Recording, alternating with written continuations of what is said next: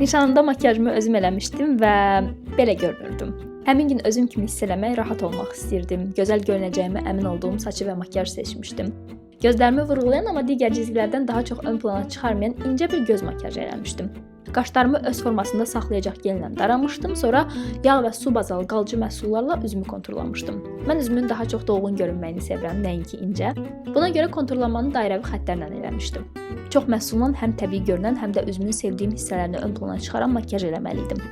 Göz qapaqlarımı yanağıma çəkdiyim allıqla azca rəngləndirmiş, sonra da işıltılı bir kölgə ilə aydınlıq effekt yaratmışdım. Bu biraz qəribə gələr, amma bayaqki konturun üzərindən çox az tonal, bu teksturanı incəltmək üçün nəmləndirici və işıltılı tintə ilə üzümdə qarışdırıb çəkmişdim. Mənim dəri alt tonum soyuq natural olduğu üçün biraz çəhraya ənliyi də qatmışdım. Göz altlarımı örtüb kirşanla sabitləmişdim.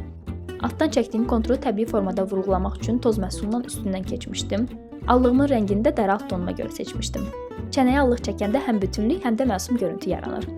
Dodaqlarımı sadəcə öz cizgilərini rəngləyəcək formada konturladım. İçərisini yanağıma çəkdiyim allıqla rənglədim. Göz makyajımı tuşla, üz makyajımı isə aydınladıcı ilə ön plana çıxardım. Əsl mən istəyən kimi həm parlaq, həm də təbii görüntü alınmışdı. Paltarımı geyinəndən sonra dodaq parladıcımı da çəkdim və salam, hazıram.